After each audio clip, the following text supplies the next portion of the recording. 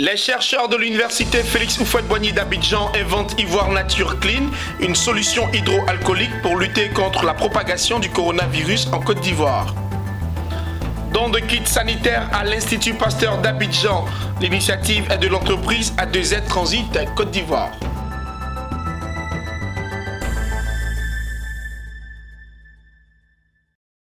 Mesdames et messieurs, bienvenue. Face à la crise sanitaire que connaît le monde entier, les chercheurs de l'université Félix Houphouët-Boigny d'Abidjan ont décidé de jouer leur partition. Ils ont inventé Ivoire Nature Clean, une solution hydroalcoolique faite à base de substances naturelles. Un produit désinfectant qui s'utilise sur les mains, sur les surfaces, mais aussi sur les objets. Découverte de ce produit avec Corona Kofi Sekongo et Tima Traoré. Les chercheurs qui trouvent, il y en a à l'université Félix Houphouët-Boigny d'Abidjan. Tout au fond du Centre national floristique, des chercheurs s'activent de jour comme de nuit. Résultat, une solution hydroalcoolique à base de substances naturelles pour la lutte contre le coronavirus. Cette solution a été préparée à partir de plantes, mais toutes ces plantes ont été récoltées ici au Centre national de floristique, qui est l'espace dédié à la conservation des plantes de Côte d'Ivoire et d'Afrique. La deuxième différence, c'est son utilisation. Il s'utilise à la fois sur les matières, sur la peau, c'est-à-dire les surfaces biologiques et les surfaces inertes, même sur les objets. Avec ce produit, on peut vous faire une démonstration. Quand on arrive à la maison, on désinfecte tout, les montres, les bracelets, tout, on désinfecte, les portables. Il suffit de vaporiser sur les portables, ça désinfecte. Les lunettes, ça désinfecte. Même lorsque vous avez l'impression que quelqu'un vous a éternué dans le visage, vous pouvez en mettre dans un mouchoir, un lotus et vous nettoyez le visage. C'est ce qui fait sa particularité. En créant par décret présidentiel le Centre national de floristique en 1973, le président Félix Houphouët-Boigny avait pour objectif de conserver et valoriser la flore ivoirienne en mettant une priorité sur les plantes à haute valeur d'usage, plantes médicinales, plantes de cueillette. Face à la pandémie du coronavirus aujourd'hui, l'existence de ce centre est une chance pour la Côte d'Ivoire. Et déjà les 6 brevets, il y a 2 qui sont déjà homologués au niveau ivoirien, qui sont déjà sur le terrain, le NECO et le ProRadi. Et à ce niveau-là, nous sommes engagés au niveau de la Côte d'Ivoire sur l'agriculture durable. Et là, les résultats sont importants.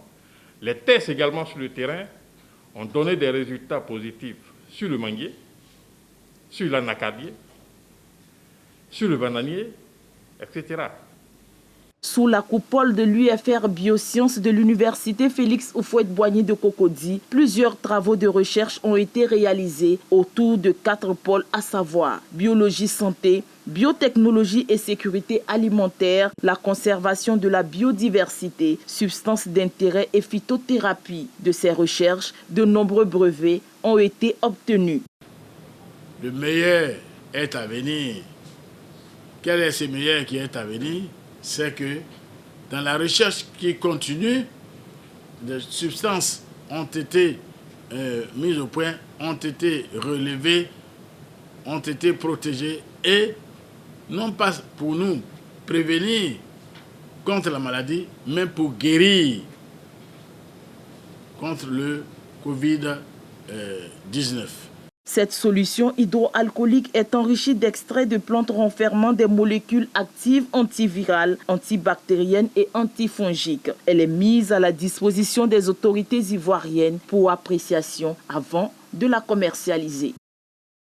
Dans le cadre de la lutte contre la propagation du coronavirus, l'entreprise A2Z Transit Côte d'Ivoire, spécialisée dans le transport de marchandises, a fait don de kits sanitaires à l'Institut Pasteur d'Abidjan. À travers ce geste, l'entreprise s'inscrit ainsi dans une dynamique de contribution à l'éradication de la pandémie en Côte d'Ivoire. Le reportage est de Walter Kofi et Ismaël Doza. Il est commenté par Zeynab Dosso. Des cartons de gel hydroalcoolique, des seaux à robinet, des dizaines de paquets de gants et de cache-nez. C'est la composition des kits d'hygiène reçus par l'Institut Pasteur d'Abidjan. Ce don de l'entreprise A2Z Transit Côte d'Ivoire a pour but de soutenir l'Institut à amplifier les mesures de prévention contre le Covid-19. Les responsables des centres de recherche, le personnel n'a pas trop les moyens pour pouvoir être dans des circonstances de travail dans des circonstances normales.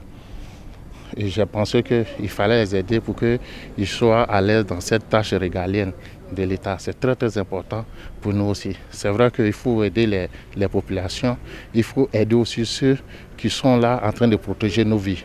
Après avoir réceptionné le don, l'Institut Pasteur d'Abidjan a exprimé sa gratitude à l'entreprise A2Z Transit Côte d'Ivoire et entend utiliser les équipements sanitaires à bon escient.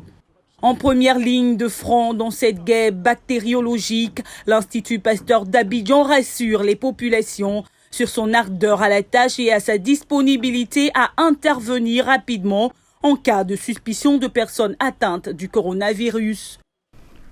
Nous voulons dire aux populations et les rassurer sur le fait que nous sommes là, nos équipes sont là, sont disponibles 24 heures sur 24 pour réaliser un diagnostic fiable avec les normes de biosécurité, les normes de niveau international pour que cette maladie puisse être diagnostiquée tôt, que les sujets dits Covid positifs puissent être confinés pour que le reste de la population puisse vaquer de façon sûre à ses occupations.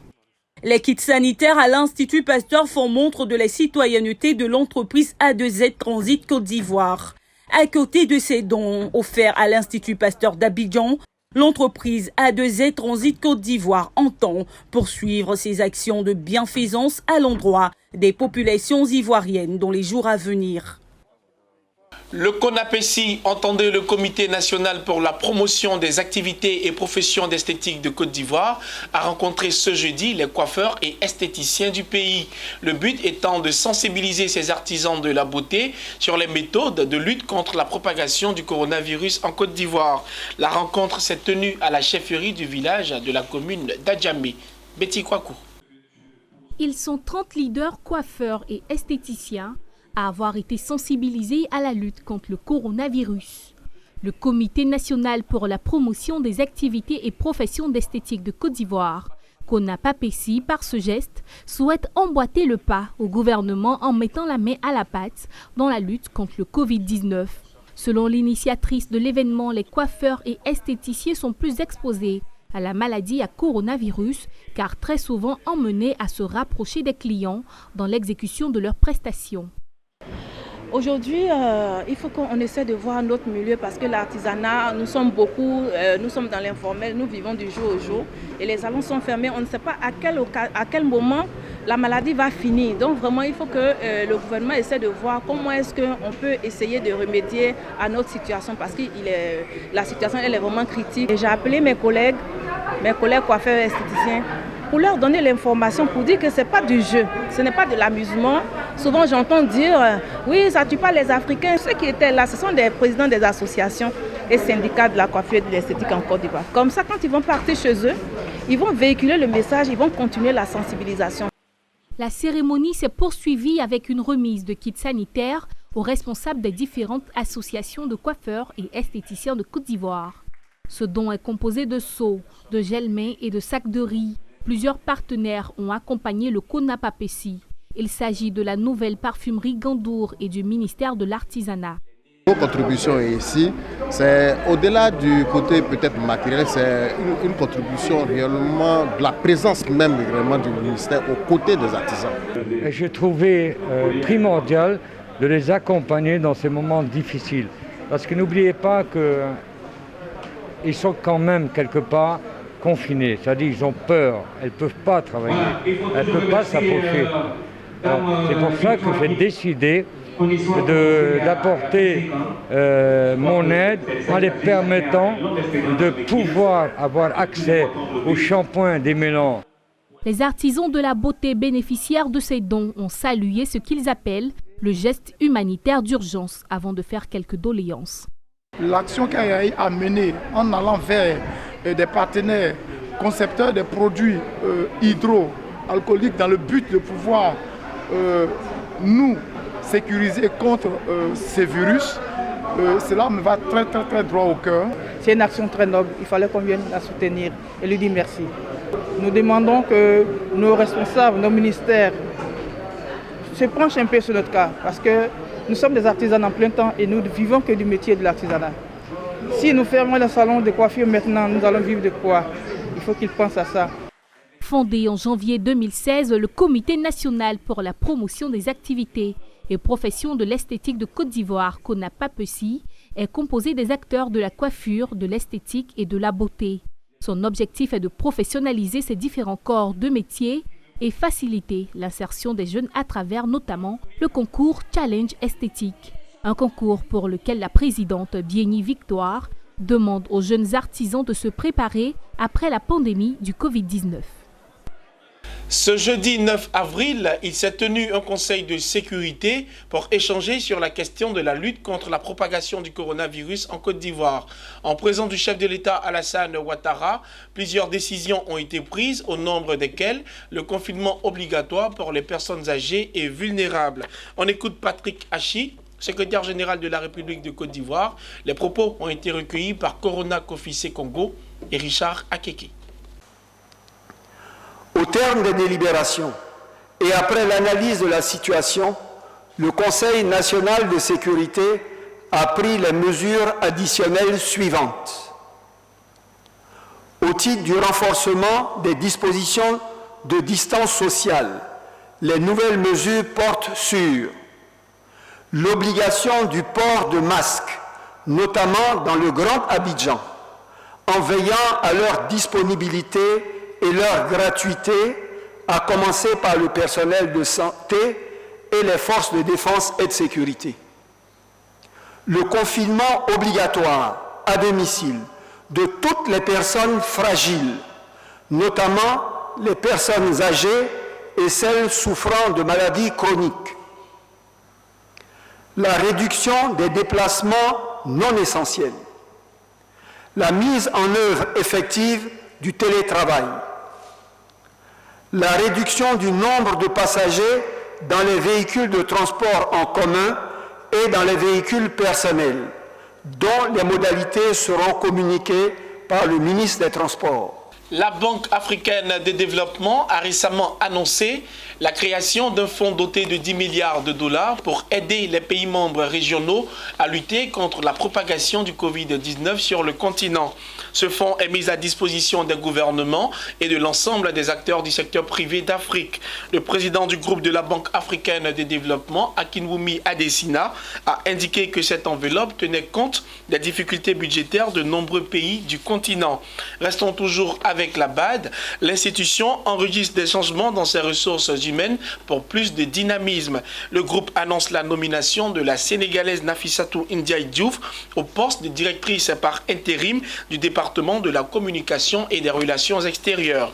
Autre nomination, le Canadien Nourdine Lafel au poste de chef de la gestion des risques du groupe par intérim. Quant à la direction par intérim du département des technologies de l'information de l'entreprise, elle est revenue à Pépin Vougo. Enfin, Jean-Hubert Bayala, de nationalité burkinabé, a été promu au poste de directeur par intérim du département des services généraux et des achats. C'est ici que se referme ce journal. Merci de l'avoir suivi et très bonne suite de programmes sur votre chaîne panafricaine d'information économique.